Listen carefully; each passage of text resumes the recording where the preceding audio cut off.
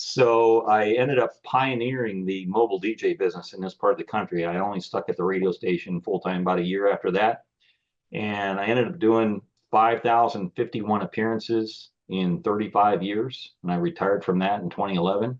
But shortly after I left the radio station, I did buy my first rental property in January of 78. So I'm in my 48th year as a landlord now. Welcome to the Real Freedom Show, where we inspire you to pursue your passion to gain time and financial freedom through opportunities in real estate. I'm your host, Mike Swenson. Let's get some real freedom together.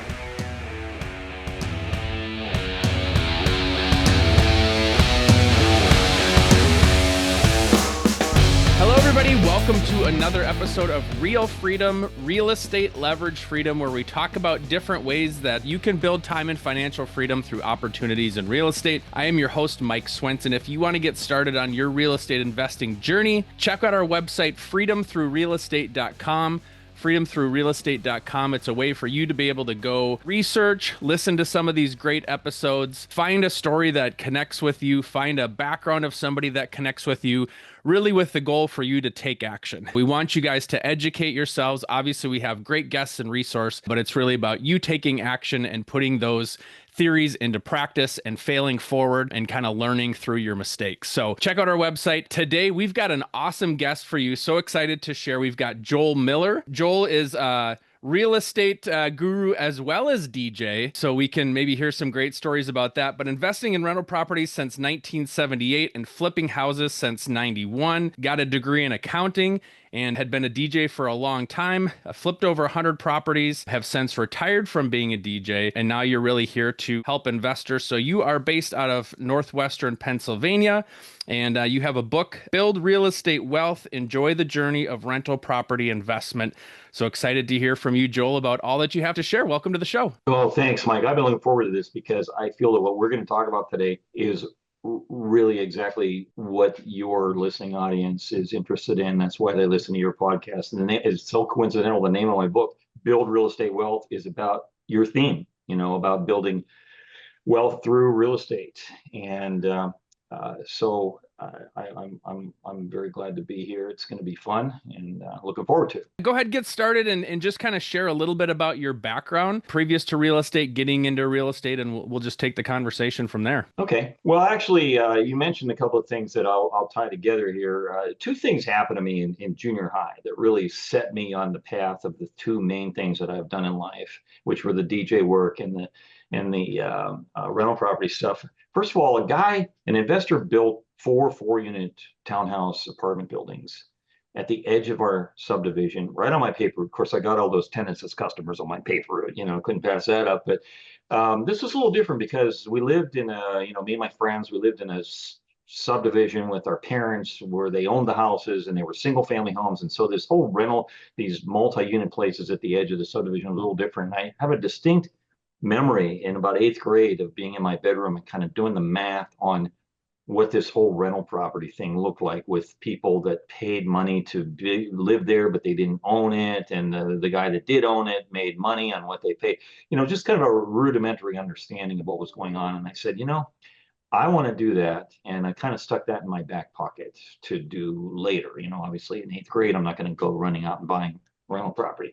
The other thing was, one of the older kids in the neighborhood built a pirate radio station in his basement. Pirate radio station is an illegal, unlicensed radio station, and the antenna was on the flagpole in this backyard. And I got to hang out there. And that's when I decided I wanted to be a disc jockey. So I did radio production in high school. And then when I went away to college to study accounting, which I wanted to study because you can use that no matter what industry you end up going into, I made sure I went to college, Grove City College in Western PA, that had a really good accounting program and a really good radio program. So I ended up working at commercial radio stations during college and at the campus radio station and so on. And about halfway through college, I got invited to come back to my hometown to the big 50,000 watt FM top 40 radio station to be the weekend guy, So I transferred to a college that was in my town, finished in 4 years in accounting. But about 6 weeks before I graduated from college, my part-time weekend job went full-time. And so for the first time, I was able to take the calls from the kids at the high schools that wanted the DJs at the station to come out and do a record hop in their gym, that sort of thing. So I went out and Mike, I made $75 in one night. I said, this changed my life, you know? So I ended up pioneering the mobile DJ business in this part of the country. I only stuck at the radio station full time about a year after that. And I ended up doing 5,051 appearances in 35 years. And I retired from that in 2011. But shortly after I left the radio station, I did buy my first rental property in January of 78. So I'm in my 48th year as a landlord now. And I did start an accounting practice, but I sold the accounting practice several years later because the DJ work and the rental property stuff was just blowing up, you know. And so I did both of those things together for a number of years till, like you mentioned, 91, started flipping houses. And then in 2018, I got into hard money lending, where I am lending to the other investors in our area here, which brings me a lot of satisfaction to be part of the equation for investors that are a little earlier on in their journey. And then in COVID, I started taking notes. And after about 4 years, my book came out, Build Real Estate Wealth. It came out last fall. Enjoy the Journey of Rental Property Investment is the subtitle. And it became a bestseller pretty quickly. And it took about 4 years to write it. But all those things kind of dovetailed together, and that's why I'm doing a lot of podcasts, is just, promote the book. But it's been a good journey, and I appreciate you having me on. Would love to hear kind of in those early days owning rental property. Was it mostly just because, kind of going back to your roots, they're seeing like, hey, you can make money off of this, that you saw, hey, if I can DJ, do rental property at the same time, I can add an additional income stream? Was it just, hey, it's oh my gosh, you actually you read my book, it sounds like, but yes, the premise of the book is that real estate doesn't have to be an all or nothing thing. You can choose to add rental real estate onto something else that you're passionate about, something you don't want to give up, like a career. I wanted to be an entertainer. I wanted to do the mobile DJ work all that time. And, or you have a hobby that takes up a lot of your time, and you recognize that you need to add to your income some, because you don't make as much as you like from whatever it is that you don't want to give up. And also bolster your retirement, which maybe what you're interested in is not giving you any retirement other than what you might contribute to a Roth or a traditional IRA or something like that. So building wealth through investing in the rental properties is something you can add on to whatever other retirement, if any, that you have. And so the book is for people who maybe don't think that real estate is for them, or it's also written for people that are established and are looking for some sort of game-changing information to kind of supercharge the portfolio they already have. I don't want anybody to think that this is just a beginner's book, because it's not. But it does tell you how it's possible to add real estate onto something else you're doing, or if your goal is to leave your job. I mean, what job is JOB, stands for just over broke, for some people. If that's your goal, the tools are in the book. I would love to hear a little bit about how your experiences played into that. So would love to hear kind of your experience, getting started flipping, and how you were able to do that on the side while working a W-2 job. Because I know a lot of people in real estate, that's kind of how it starts for them. I'm working my regular job, I'm trying to do something on the side. So when you were getting started yourself, how did that work operationally, in terms of with your schedule being a DJ? How are you able to kind of balance those two things? Well, I have to say, as I mentioned, I left a full-time job at the radio station in June of 77. So by the time I bought my first rental property in January of 78, I no longer had a W-2 job, but I was building a business, a real estate, a DJ business. And you got to remember that the mobile DJ business was not a thing back in. I mean, I was using converted band equipment and making my own light shows and all this. I mean, there was no place to go to learn how to do it. It was all, make it up as you go along.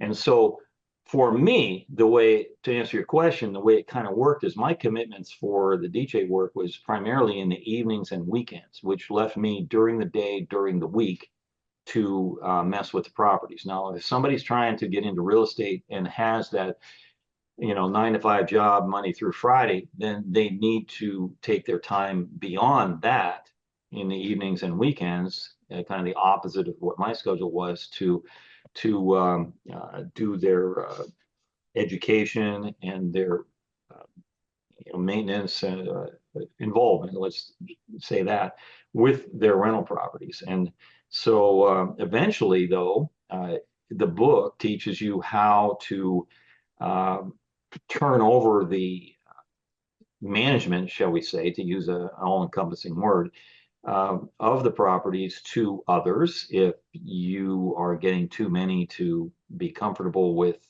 keeping your job. There's always that transition period when people are trying to leave their job where they have, they have to get a certain number of properties with a certain number of income or a certain amount of income in order to be able financially to leave their job. And so there can be a short period of time where you got a lot going on. But you know what they say,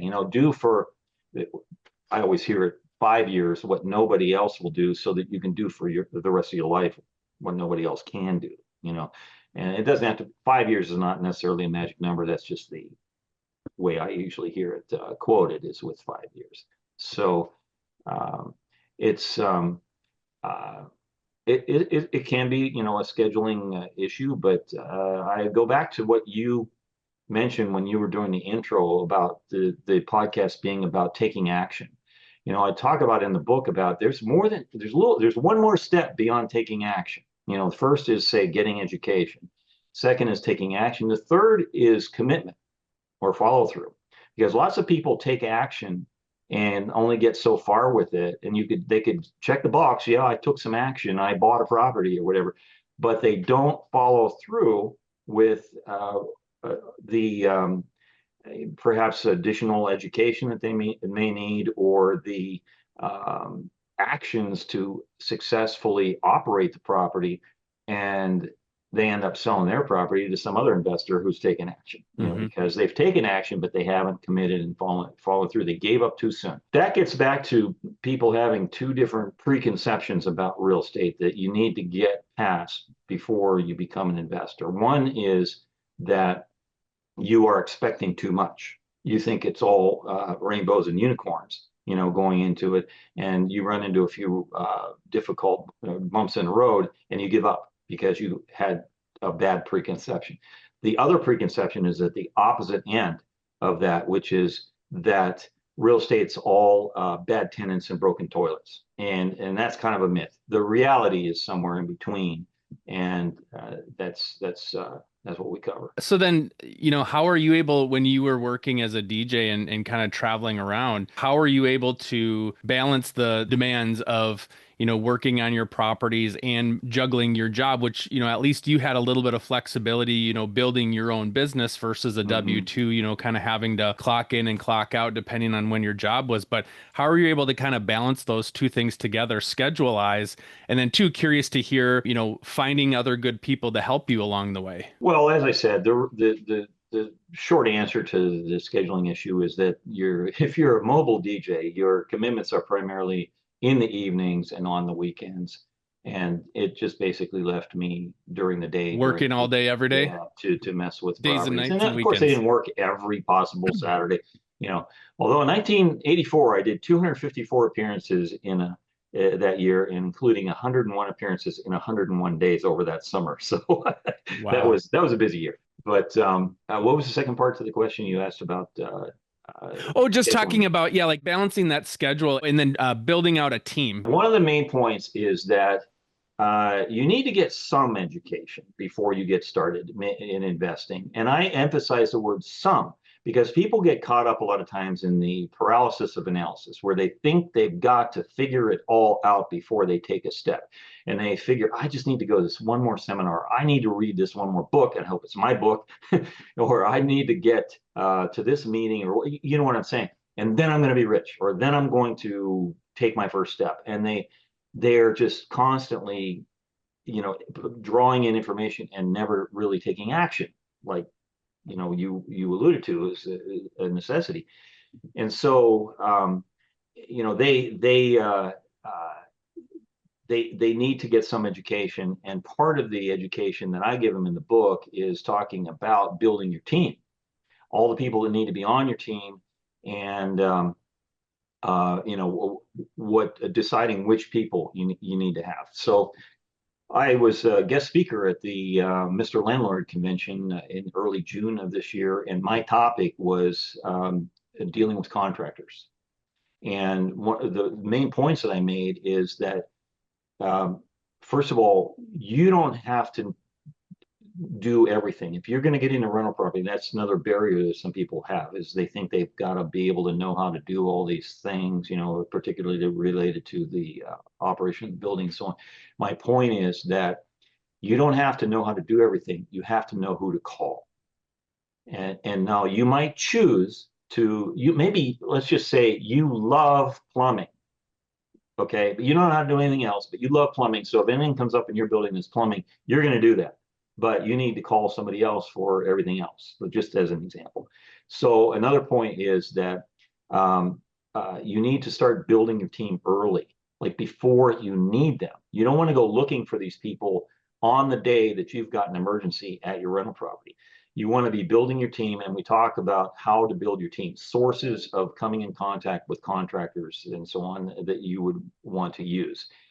And the third point I make is that you want to be more than one deep on all the different categories, or let's just say trades. You want to know more than one plumber, more than one electrician, more than one carpet cleaning guy, whatever, so that if the situation comes up that you need one suddenly and you call your favorite person and they're not available, you know who else you can go to. So start early building your list, build your list deep, and understand that you don't have to know how to do anything. Or I don't want to say anything, but everything. When I started, my dad was still alive, and he had a lot of skills in the carpentry area.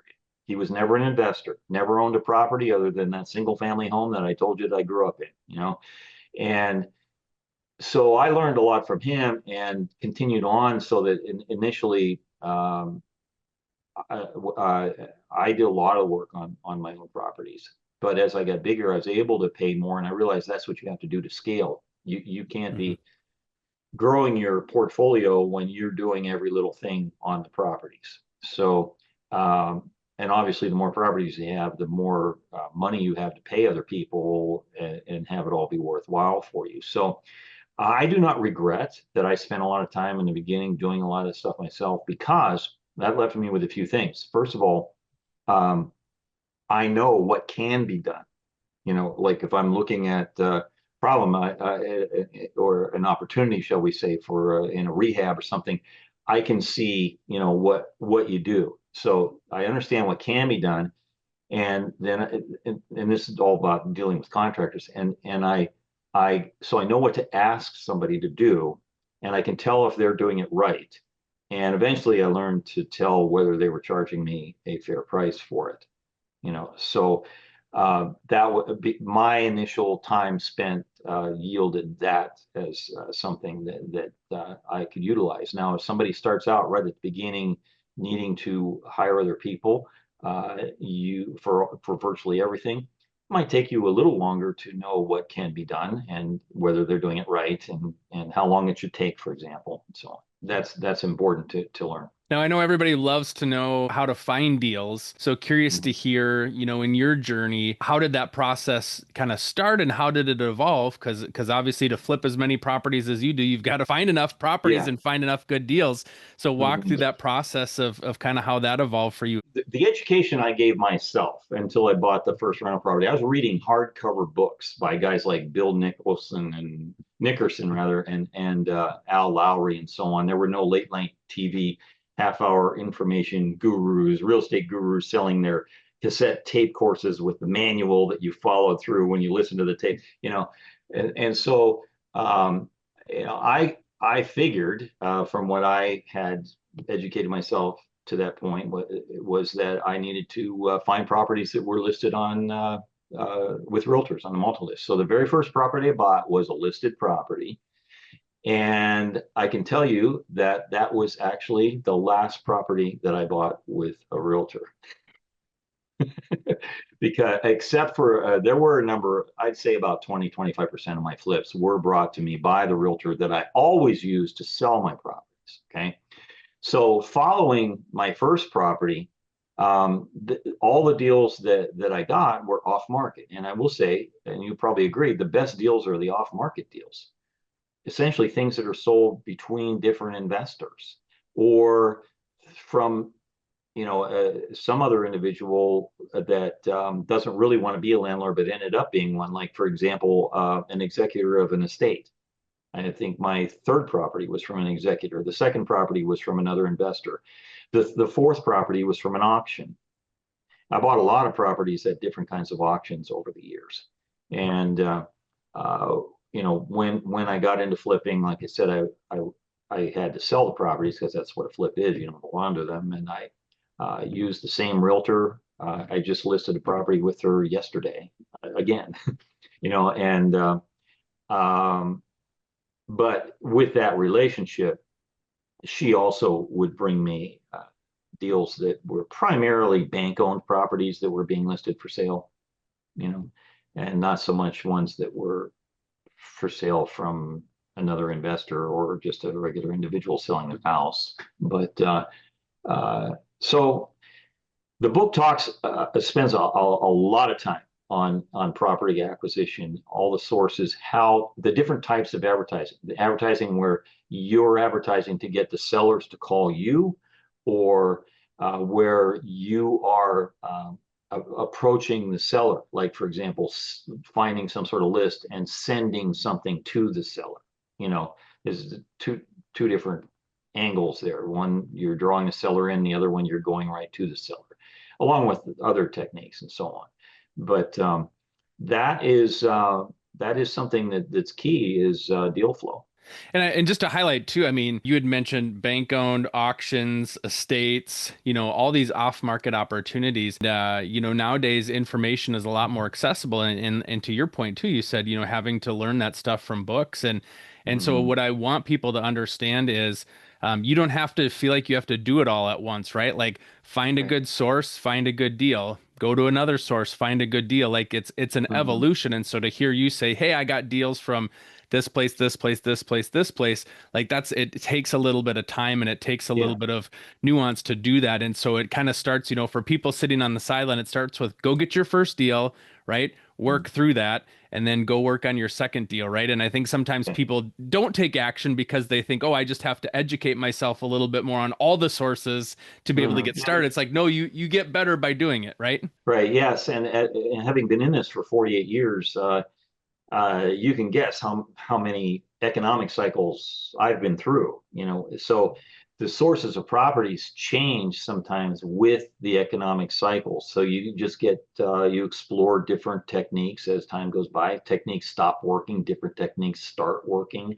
And that's one of the reasons too why I am a big proponent of getting yourself involved with whatever your local association of other landlords is. Whether it's some sort of, a lot of times they call them RIAs, around the country, and just get with other people that are doing the same things that you're doing and learn from them what their techniques are, and if they got a property for sale, or maybe you sell property to them. It's very important. And hopefully the organization you get connected with is also involved in educating the members. We are very big on that in our organization, which has been around since the late 70s. And I've been on the board since 2011. I've served as president for 6 years. I've been vice president now for 8 years. Everybody keeps asking me to be VP after I was president. And I also teach what we call Landlord 101 class, and which is a beginner class. And I teach some 201 things and some other specialized classes and so on. And there's masterminds that are spinoffs of our organization that are smaller groups that meet together and share ideas. And you don't want to be just a lone wolf out there, not connected to anybody else, trying to figure it out loud. Now, you had mentioned, getting into hard money lending in Mhm. 2018. How did that come to be for you, or kind of what was the decision to dip your toe in that water? Well, for me and the guy I lent to, it's a funny story. But the the thing is that uh, I was approached by another investor who I knew pretty well because he's actually the son of my realtor. Okay, so I've known this guy since he was a grade schooler, basically, and he had been growing. He had become a realtor, and he was starting to invest, and had actually gone to a seminar about using private money, and he had a deal that he wanted to fund, and based on his experience at the seminar, he had a script and an idea that I was the guy that could lend him some money. He said, "Could I come over and I want to talk to you about a deal I'm getting involved in?" So he brings his real nice folder and photos and all this, and he's got his script, and we're sitting at the kitchen table, and it wasn't long till I realized what was going on. So I just let him talk, and at the end of it, I said, "So Steve." This was all about you just asking me if I'd lend you some money to do this deal. He said, "Yeah." I said, "Well, sure. That's no." And that was the beginning. I did that, and the word got around, and it was not very long until that actually overtook everything else that I've done. I've had more pleasure and made more income from hard money lending in the past 8 years than everything else combined. Hmm. And Steve Zumigill is who I'm talking about, and he wrote the bonus chapter in my book. He's very advanced now, has become a coach to others, working under other, actually in the Ron LeGrand organization. If you know who Ron Hmm. LeGrand reviewed my book, and his quote was, "I wish I would have had his book when I was getting started." So, but uh, Steve, I asked Steve to write a chapter on different ways to acquire and finance property that was beyond the scope of what I covered in that section in the part of the book I wrote. So he covers 10 kind of advanced ways to purchase and finance property, and make money off of it. It was a nice addition to the book. So the book is Build Real Estate Wealth, Enjoy the Journey of Rental Property Investment. Obviously, we've gotten to talk a lot about kind of topics and stuff that you've discussed in your book Mhm. with kind of your personal stories. Anything else that you want to share for people that might be interested in picking up the book? Well, I will tell you what it is about. It's kind of it's a big book, and in fact, we own it. We call it the Big Book on Real Estate. It's 460 pages long, which is a little larger than normal for that genre, which is normally 200 or 300 pages. But here's the thing: it's written with a lot of bold type words and paragraphs and sentences. So if you are saying, "I can't read a book that long," if you do nothing but skip from bold type to bold type to bold type to bold type all the way through the book, you'll get the whole idea. And if you think you want to learn more about what you just read, just stop and read all the words. Okay, it's that. But it's also becoming what the go-to book for changing your life with real estate, because it's a reference book. The reviewers are saying, "Look, this is not the kind of book that you just buy and read and put on your shelf and say, yeah, I read it. It's over there." You buy this book, you read it, and you park it on your desk because you're going to refer to it. And it's larger because it covers everything from mindset, like you and I were talking about, through actually entity formation, and then gets into property acquisition and financing, and preparing a property to either sell or rent it. There is a chapter in there about house flipping, including a QR code that'll take you to bonus material on house flipping for the how-to part of house flipping. The chapter in the book is more like about house flipping, but it talks a lot about finding tenants, and tenant screening and acquisition is key. If you don't get that down, no matter what else you know how to do, like find property, fix property, whatever, you will not have a good time in this business, Hmm. because the tenants are where the money comes from, and you got to get that right. So that we spend a lot of time on that. Talk about the tax implications of this sort of business, and preparing financial statements for the bank. Mike, I'm sure you know If you don't give a good personal financial statement that includes your business information to people like bankers, that are making mortgages, you're going to get stalled because this business runs on OPM, other people's money. It might be private money, might be institutional money, whatever, but you have to know how to present that. And that comes from my accounting background. I put in all of the techniques that are going to be very useful, that if you didn't know about, you might be rejected for things and you don't even realize why, because you didn't present something right.